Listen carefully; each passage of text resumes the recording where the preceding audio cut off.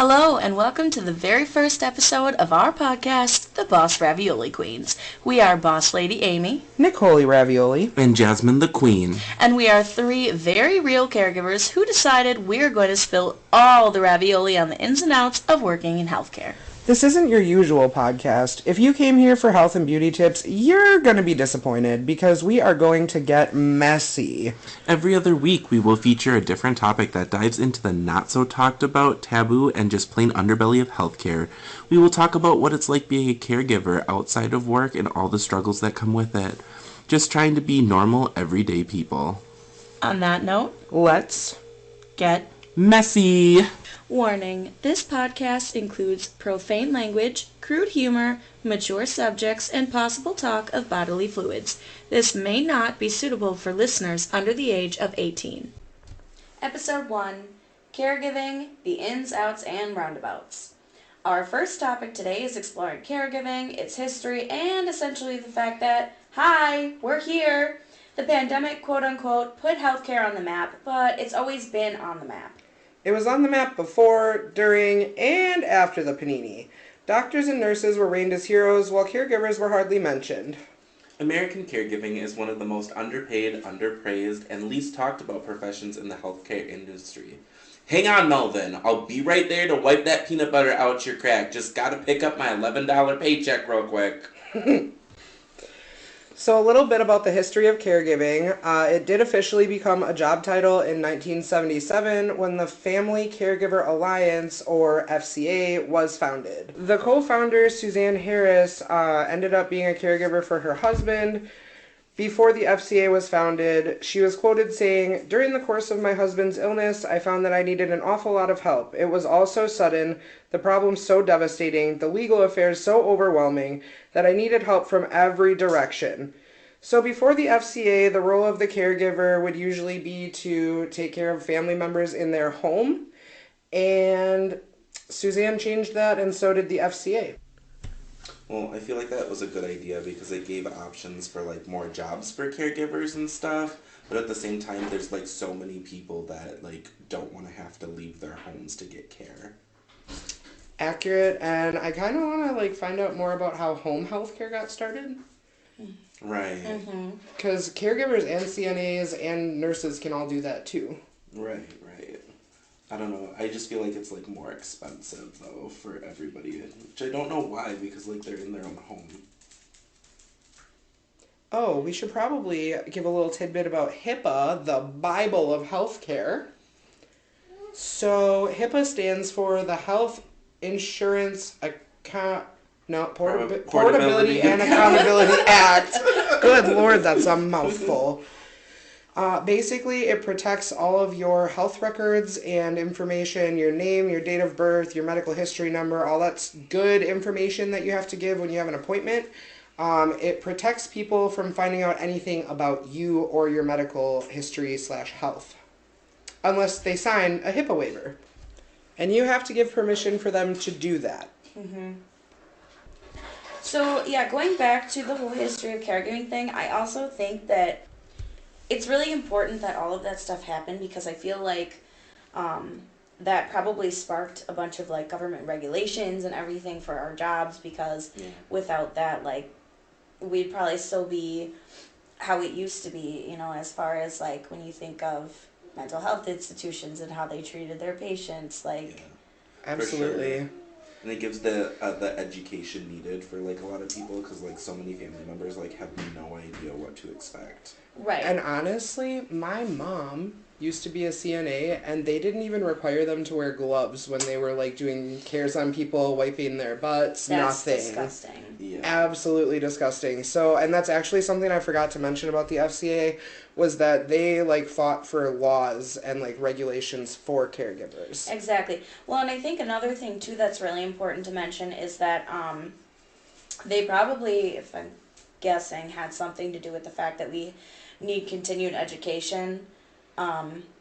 I guess I don't know how it works in all of the states, but I know the state that we're in, we are required to have so many hours of continued ed every single year. I feel like it's pretty much the same anywhere because I did work in Minnesota for a while and it was basically the same there. Yeah.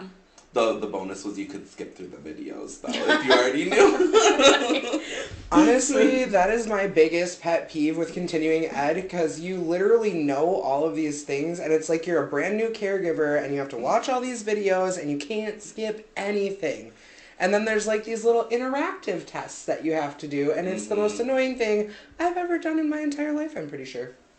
Right. Well, if I will say though, it is important for new caregivers. For sure. But no, once 100%. you know what you're doing, it's just annoying. Mm-hmm. So speaking of which, I think we should kind of introduce ourselves a little bit and just talk about like how long we've been doing this, why we do this, why we decided to start the podcast, all that fun stuff. I guess I'll go first. Yeah, Sure, sounds good. So I'm Nicole Ravioli. I started caregiving almost 9 years ago. And to be honest, I didn't think I was going to come back to it because I did take like a 2-year break from it. But overall, it just calls me back because I feel like I'm just meant to take care of people. Like I like my residents. I like taking care of people. So it's just something that I feel that I'm meant to do. Also, please ignore the animals in the background. Our goal is to get a studio space someday, but right now we are struggling. So, anyways, either one of you can tell your caregiver story. Okay, well, I'm Jasmine the Queen. I started caregiving right after high school. Been doing it for like 10 years now. Worked in like lots of different areas, did hospital settings, so kind of have well-rounded knowledge of different types of caregiving in different fields. But what really got me into it is I always really loved helping people, and it just felt the most rewarding, even though it can be very frustrating at times. Mm-hmm. Feel that. Absolutely. And there's honestly not a lot of people who can do it sometimes, honestly. I have friends of mine that come up to me and be just like, I could never do what you do. I get that a lot too. I don't know. Absolutely. You want to go ahead? Yeah, so I am Boss Lady Amy. I have been doing caregiving for the last 8 years. I got into it because I just feel like it's so important to advocate for those who can't advocate for themselves or have trouble advocating for themselves or don't know how to advocate for themselves. And I feel like, I don't know, I'm just a naturally caring person due to the way that I was raised and stuff. This feels like a job interview. Maybe it is. And why do you want to work for us? I don't know. I like to be able to afford food. Yeah, paychecks are cool. So I've been in management now for the last 3 years, and then I've been in upper management for the last 1. So that's been fun too, because I spend most of my time on call. As we all know, because we've all been in management before. Oh, Indeed. I don't miss it. Not fun. Don't really miss it. I'm still in that boat. Working all the time. No. Well, you both still work all the time. The only difference is you don't have to answer stupid phone calls. Yeah, can you tell me where you put the toilet paper? Oh my gosh, well, this was on the menu. Pizza's on the menu, but we don't have any pizza. So make them something else. Something else. And literally just make sure that you change it on the menu. Write it Wow, down. hard concept. If it's not documented, it didn't happen. I feel like we need to explain that. We do. So in caregiving, documentation is everything. And so we have a saying, if it's not documented, it didn't happen. And notice we all did but we all did a little head bob because that's how you say it. How it's grained into your head. It's like a little song almost. Literally is. I would say that and HIPAA. That's just straight up caregiving Jesus. Literally. Bible. For sure. I mean, if you're sending a person to the hospital and nothing is documented, that's going to come back on you, and that's not going to look good. Yeah, You're going to get in trouble. It's a lot how you get in trouble with state, too, for sure. If the hospital's like, well, what have you been doing for this? Literally. So I think we should explain state. Oh, okay. I don't want to talk about it right now. So Jasmine, you can be first. So state, they kind of like go around and basically investigate like all of the homes. So it can be anywhere from like they'll do it randomly throughout the year and just check in to see how the homes are running and if everything's up to date, like safety protocols and if there's any issues with the residents or anything. Or sometimes people will call it in, and unfortunately, you know, that's kind of unfortunate because family members don't realize like what's been happening or how their loved one might be, so they'll just think we're neglecting them when we're not actually. So then they try to report it, and it just goes bad from there. So that reminds me of something. Did you guys hear about the lady who cut off the guy's foot? Yes, that nurse. Yeah. Wasn't she from Colorado or something? Yeah, I did not hear about something like that. So, we won't say where we're from, but we're from a undisclosed Midwestern location. If you haven't been able to guess by our we our know we have accents. accents. But yeah, so where we are, there is a story of a woman who cut off a man's foot without doctor's orders. She was a nurse, and she just like took it upon herself to amputate this like frostbitten guy's foot. Because didn't she say that it was like gonna kill the rest of his leg or something? Something like that. And then the other nurses testified that like his foot was actually healing well, and then he died from sepsis like 6 days later. Oh, God. That's a nightmare and a half. Yeah, that's a lot of paperwork. The reason, right, but the reason why I bring it up is because, like, he was failed by everybody because people had been making complaints about this place and state didn't come to investigate until, like, a year or so later. So he was failed by them. He was failed by the other caregivers in the facility that knew that this was happening. He was failed, obviously, by that nurse. I mean, he was failed by the people who didn't report it. Right. Because the article that I read said that the administrative staff at the place took an entire week before they actually filed the police report. For real. That's ridiculous. My God. There's a whole reason that there's a whole team and safety protocols and stuff in place. This poor person, I feel like he was completely failed. I feel like he was completely failed by the state for seeing these claims and not investigating. I feel like he was completely failed by the caregivers who were there and could have literally said to the charge nurse, hey, I think we should call 911. I feel like he was completely failed by the nurse who actually did the amputation. He was completely failed by all the staff there who knew what was going on and didn't report it. He was completely failed by the administrative staff that failed to report it for a week. A week. Yeah, I feel like this poor person, this whole thing could have been completely prevented. And that's the whole reason we even have protocols and such. Also, his care team. I don't know if I missed you mention that, so I'm sorry if I did.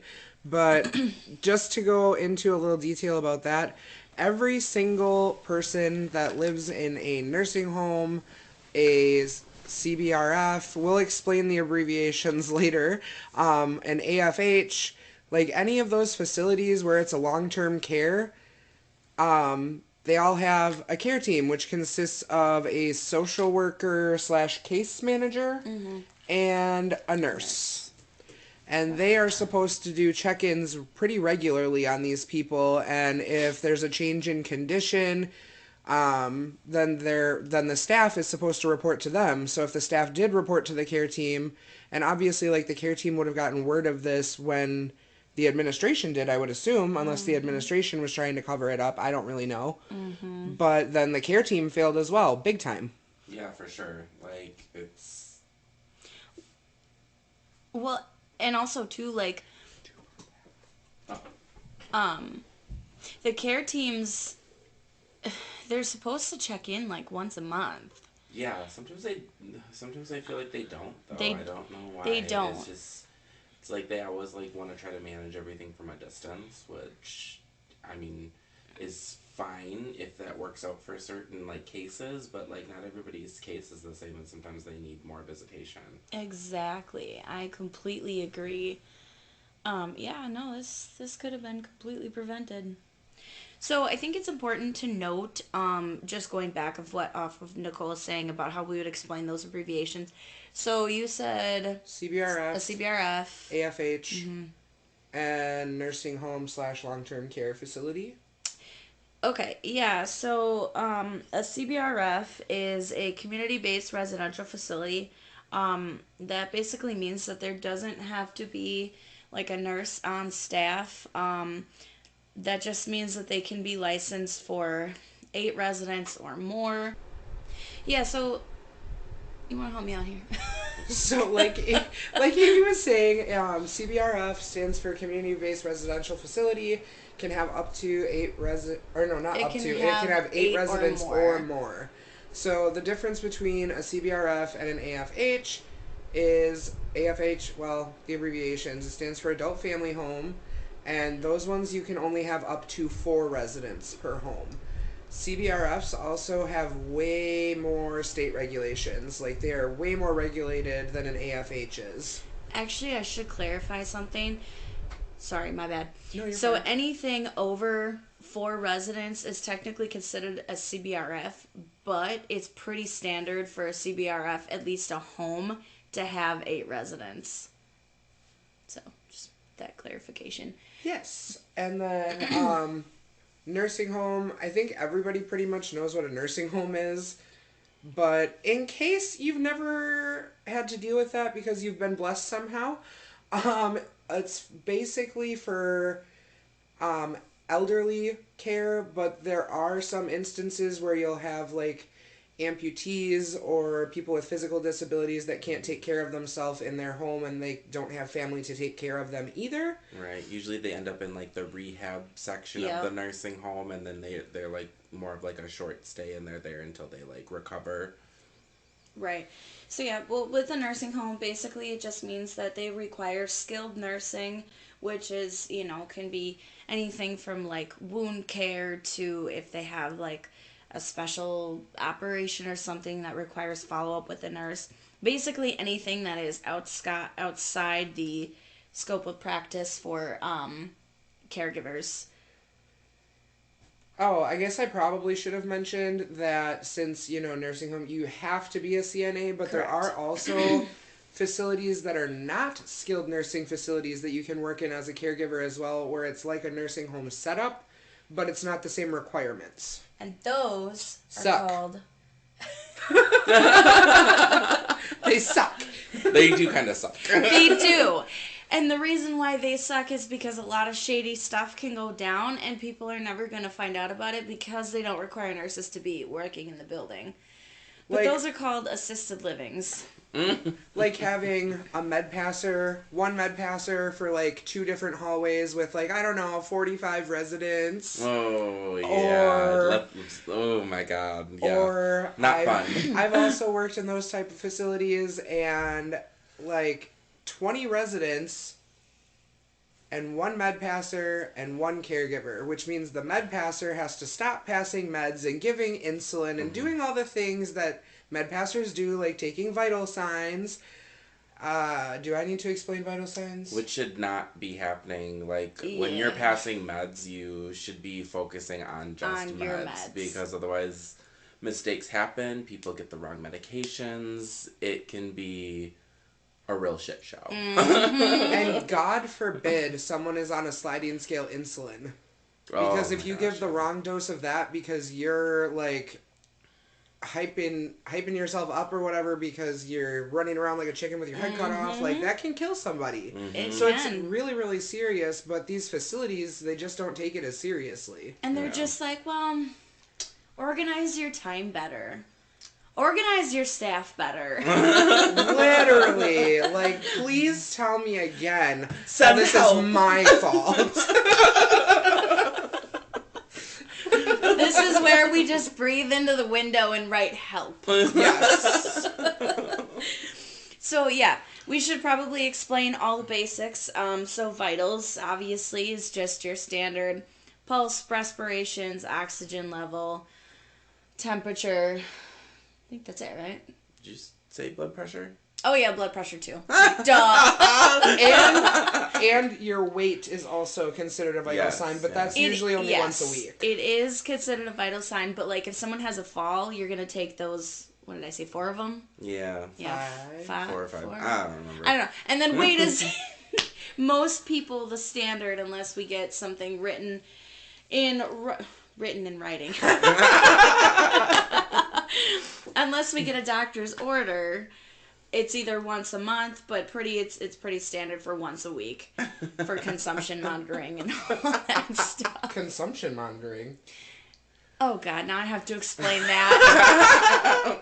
This is going to be hard. How hard is it? Can't English today? It's okay, girl. I can't English. Never. Never. Oh, my God. Anyways, so consumption monitoring, it's literally where you watch how much a resident consumes. So if they're a tube-fed person, obviously they're going to consume 100% unless they throw up. Yes. Which does happen, but not often. If they are NPO, which means nothing by mouth, and they're tube-fed, they should not be throwing up. And if they are, that's an immediate 911 call. Pretty much, yeah. But yeah, so basically consumption monitoring and weight monitoring go hand in hand because obviously if someone's gaining or losing weight within a week's time, that's definitely a doctor visit. Yeah, especially if it's too drastic. Yeah. I feel like since we're delving into weight monitoring and stuff, we need to talk about like the clients who have the right to refuse certain things, but we really try to push for it because it's in their best interest. Mm-hmm. And that doesn't mean that we're working against them, which a lot of the time it comes across that way. To them, anyways. Yeah. Yes. Oh, my goodness. There are so many clients that get so upset when you tell them, I'm so sorry, but you can only have how many drinks per day per your doctor's order? And they're like, fuck the doctor. And, like, I mean, I get it, because, like, they're in a home and they kind of want what they want, but we're there to, like, make sure they stay healthy. Like, say if somebody's diabetic and they like to drink soda a lot, like, we have to monitor and, like, limit the amount they take in, because otherwise it could really mess their blood sugars up. Or like one of my favorite people who was only supposed to have like 2 sodas a day, I think it was. And it was always, oh, can I have another soda? Well, you're your own guardian, so technically that's your decision, but it would be really good for you not to. But really it's your decision, so do whatever you want, kind of. Like, there was so many arguments. So many. Yes. Like, do what you want, but you really shouldn't. But it's your right, so go ahead. But also I'm telling you to stop. And then later on it would be, I'm sorry that I had that 3rd or 4th soda today. Like, you don't need to apologize. You're your own guardian, but like... do better. Exactly. Like, look in the mirror and apologize to yourself. That's the only one you're hurting. That Pepsi isn't gonna hurt me. I don't give a shit. Also, I feel like before we get into like stories and things that we have, we also should explain that we are very cynical because that's just caregiver humor. Mm-hmm. You have to find humor in things, otherwise you won't be able to hack it in this job. It's literally physically, emotionally, and very mentally draining. Always. You have to have humor in every situation, otherwise this just isn't the job for you. It's just not. And you definitely need to be able to adapt to many different circumstances, many different clientele. Trauma-informed care is a big one because a lot of these people have past trauma and trigger warning for this, but some of them deal with sexual assault or something along those lines, and it could have been to a family member or them, but usually it's them, and that's very, very sad. Right. Very sad. But at the same time, you have to find a way to make light of the situation, and that sounds awful. It really, really does. Like, saying that out loud sounds really bad. But it does. But dark humor is just, it's the way we get through everything. Yeah. Otherwise, we'd literally lose our minds. We wouldn't be able to do this. Mm-hmm. No. I mean, you have to, like, there's been so many times where I go through, like, 4 super fucked up situations in a day, and it's like, what? Continue. Continue. They're mouthing over here. It's like something that's like, oh my god, you go from this to like another thing that shouldn't be happening to another thing that shouldn't be happening, and you're just like, what?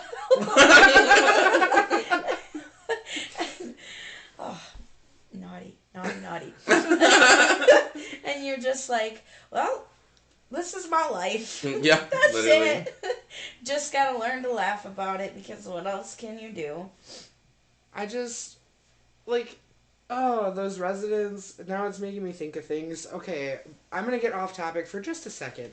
But, like, residents that you have that are very needy, that go, like, oh, I need to go to the ER because I'm a hypochondriac, but really nothing's wrong with me, but I think something's wrong with me. Or, hey, I want to go to the ER because I need attention.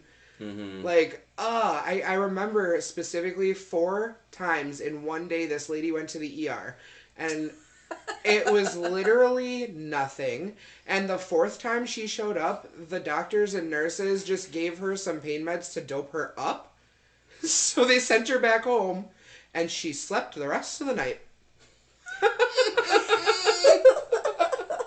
Like, you know it's bad when the ER docs don't even want to deal with you. Okay, but I gotta say, though, ER doctors are terrible sometimes. They can be. They can be.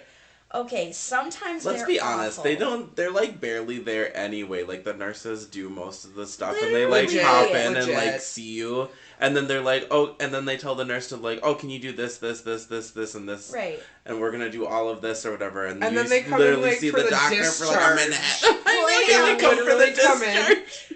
They're like, hey, we found this on your x-ray, Yeah, they but you're literally fine, bye. Yeah, they literally tell you the results and then they send the nurse in to discharge you. And how many times okay, I'm curious now if this has happened to you guys a lot. How many times does it happen where a nurse will be like, I'm going to suggest to the doctor that we do this med. and they'll be like, well, I can't officially prescribe this because I'm not allowed to prescribe medications, but this is what you need, and so hang on, let me just talk to the doctor. They come back in, okay, doctor said it's fine, I'm going to prescribe you this. Like, Literally. I know No. every time. like, that's not how it's supposed to work. I know.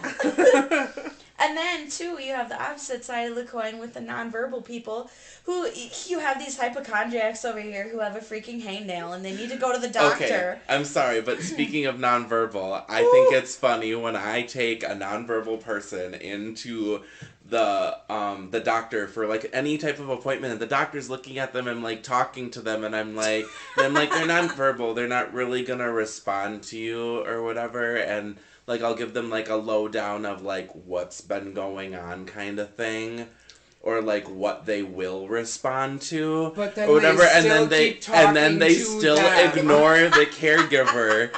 And they will keep talking to them. They're like, oh, we need to hear it from him. And I'm like, well, good luck with that, because he doesn't speak. That's a good way to get mollywopped, though. Like, good luck with that. He hasn't spoken in the last 45 years, so if you hear him speak, you're working miracles today. But no, I think it's so funny how nonverbal people, they can literally have like fucking liver disease or something, and we don't find out for like 3 months until we go to the doctor, because they don't show any signs of pain. They're Literally. like, just chill. And then you have these residents who are like, they have a hangnail, I need to go in. Or like a sniffle. Right. I sneezed! Please take me to the emergency room. And Billy Bob Joe over here is like fucking dying and we don't even know and... See you guys, dark humor. Exactly. It's funny, but it's not funny. It's But only that's what funny makes if you've it dealt funny. with it. So, we have a couple more topics I think that we wanted to cover yet. We sure do. So, let's figure out what those are. So, we're going to get into abuse. Now that we've pretty much told you almost everything, I think. At least for the beginners. So, there are like 5 different kinds of abuse. Physical, emotional / mental, misappropriation, which is like taking a resident's belongings or like even like their snacks that they buy with their own money, chemical restraint, and physical restraint. Well, that goes into physical abuse too, I guess. Yeah. But that was 5, I'm pretty sure. I don't know, something... It's all the same. Just don't do it. There's Just a don't- lot of Oh, different neglect. ways Neglect. neglect. Sorry. There's a lot of different ways people can be abused at, so they just usually fall into one of like the 5 categories. Indeed. Basically, just don't do it. That's all. Don't be a dick. That's not all there is, but kind of that's all there is. Like... Okay, well, I already said what misappropriation was, so obviously physical abuse is pretty self-explanatory. Mm-hmm. However, physical restraints also fall into that category unless it's in the client's care plan. Yeah, so you have to like get stuff put in their care plan if you have to use restraints. It's usually a little bit quicker if it's like a hospital setting, just because you can get like the orders and stuff from the doctor right away. And it's usually, they're only used if the person is going to harm other people or themselves. Oh, man, have I dealt with that, and no restraints. Not Yep. in the care plan, not nothing. Plenty of times. I even have a story of a lady that we had to use some physical and chemical restraints on her because we could not keep her. We had like 5 people in there trying to like get her to calm down and hold her down so we could like use chemical restraints in the hospital, which we got ordered from the doctor. And the nurse went to go put the stuff through her IV or whatever, and she hauled up and kicked her right in the cooter. Ooh. I also think it's important to note, too, that even though it's total bullshit, things like a seatbelt in a wheelchair, that's technically considered a restraint unless the person can unbuckle it themselves. Bed rails? Bed rails, like leg straps for wheelchairs or arm straps. Basically, anything that is considered a restraint is if a resident cannot get out of it themselves. Mm-hmm. And I always make sure that if it is being used, that it is in the care plan. Yes. You need it to be in the care plan. Always. Say it with me. Care plan. Okay, so far we've talked about the things that are Jesus. That is HIPAA, Jesus. documentation, Who Jesus? Who that? and care plan. We should start a list of the what's The do's of don'ts in Yeah. caregiving. HIPAA, documentation, care plan. Oh, the light bulb went off in my head. Now we need to get into ISPs and BSPs. And the difference. And what does that acronym stand for? Information support plan? No, individual support plan. I'm so sorry. I'm so sorry. I sound like a newbie myself. She doesn't know. And then behavior support plan. Yeah. That She one I'm doesn't very even familiar go with. here. On Wednesdays we wear pink. That is so fetch. Okay, Miss Ravioli, please explain what the ISP and BSP are. The individual support plan is literally just telling you about the resident. So what kind of, it can be like something as simple as what kind of food they like, where they go to the doctor. Why am I drawing blanks? Their family members. Dude, you guys put me on the spot, and now I can't think. Their family members. It's literally any little information that would help you care for this person. And then the behavior support plan is also pretty like self-explanatory and straightforward, but it's just documentation of any type of like behaviors that they might have. So like, say they have like they get physically aggressive, or they're triggered by a specific thing, or they have pica. Yeah, where they like to eat items that are not food. Yeah. I once had a resident who ate drywall. Yeah. Drywall. Just peeling it off, eating it like chips. Gross.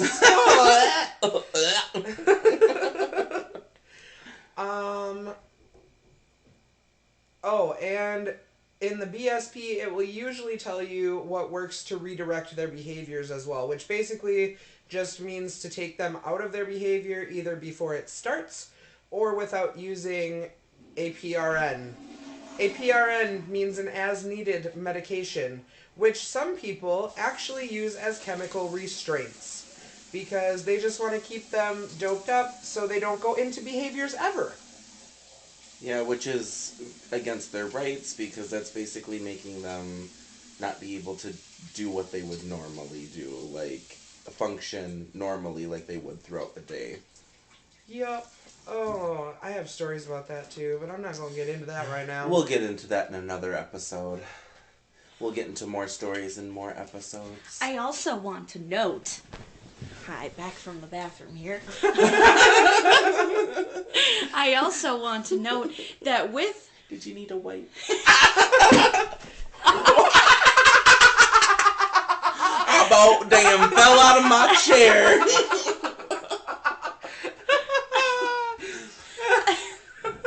Nicole was about to have to wipe me up, and then you just almost fell. She was about to have to call 911. It was a long shift. Just make sure you don't move when you fall.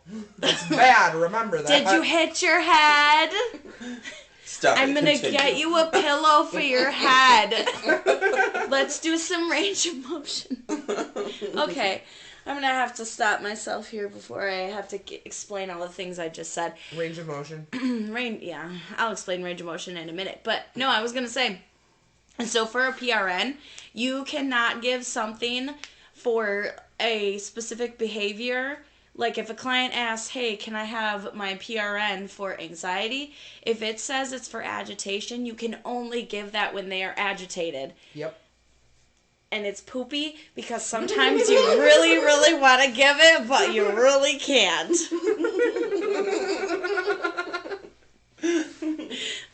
Oh, God. Yeah, PRNs are a whole nother ballgame. I like doctors that prescribe PRNs for multiple things because there's PRNs that can be used for multiple things. Right. Like lorazepam, agitation and anxiety. Mm-hmm. Hand in hand. Yeah. Lorazepam just cures it all. My favorite is when the doctor just says, take for unspecified mood disorder. Like, thank you.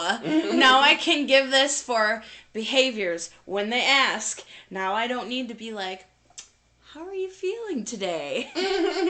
My favorite is when you have a nonverbal client and it asks for their pain level. I don't fucking know. What do you... He's wincing. Because then you have to go in the notes and be like, patient, resident, client, consumer. They're called a whole slew of different things. Anyways, resident is nonverbal, was wincing when touched their arm. Like, Jesus criminy, people. I've literally had people ask me, okay, what does this face mean when they make this? What does that noise mean? Mm-hmm. I don't know. Am I a mind reader?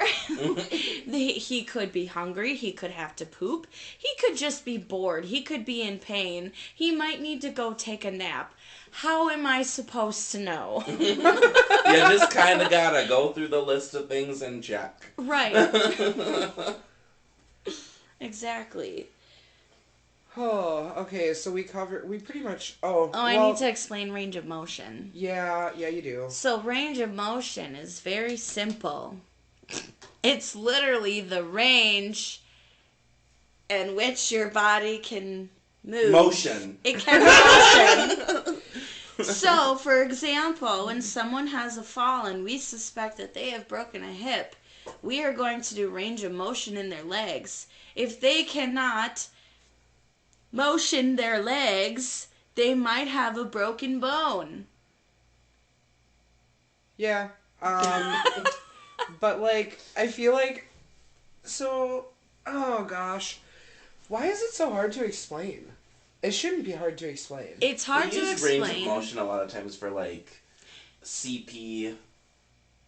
Cerebral palsy. God. I was like, I'm so used to just calling it CV.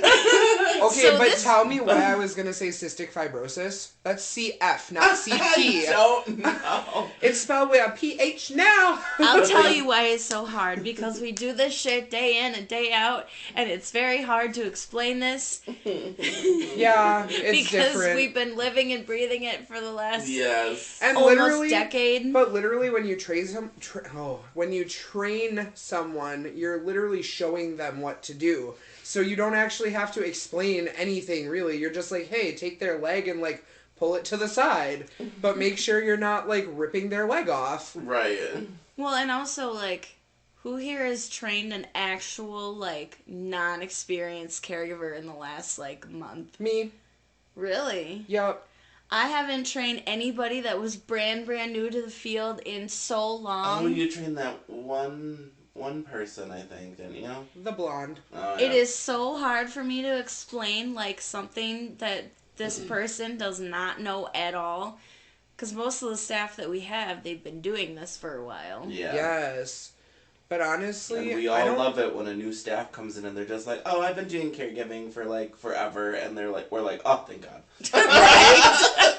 I know, I heard when this girl first started, she said that she had worked in behavioral, and I was like, okay, this is a completely different ballgame. Like, so different, because behavioral, you literally get paid to get your ass kicked and, like, keep them alive. Right. Literally. And make sure that they're not harming themselves or other residents, and I mean...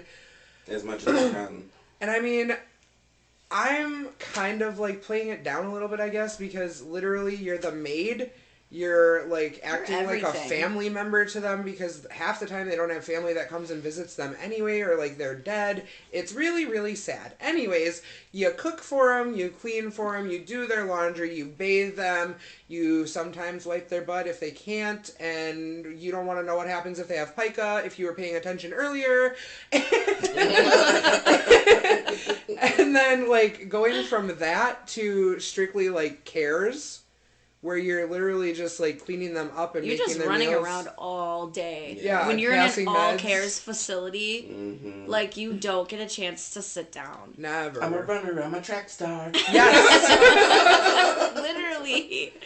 Going to behavioral is so different. And that's the thing, too, is, like, someone who can have, you know, been dealing with, like, dementia patients or, like, full cares people forever and ever and ever, and they come into behavioral, it's, like she said, it's a whole different ball game.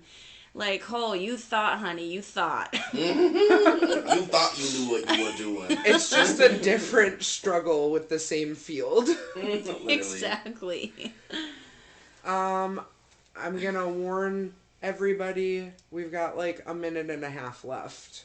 So, closing thoughts, everybody. I think we can probably start rounding this one up or whatever, and there's a lot more to discuss in more future episodes. So we have so much planned for y'all. So if you guys enjoyed this episode of our podcast, there's plenty more coming. This is just number 1.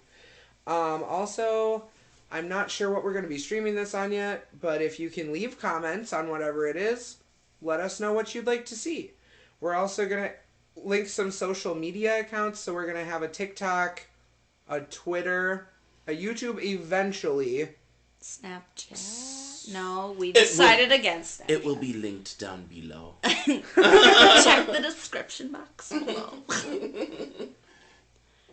All right, thanks for listening, guys. We will see you next time. Until then, go wash your ass. This has been the Boss Ravioli Queens podcast with your hosts, Boss Lady Amy, Nicole Ravioli, and Jasmine the Queen. Thank you so much for spilling your ravioli with us. Don't worry, we'll serve you more next time.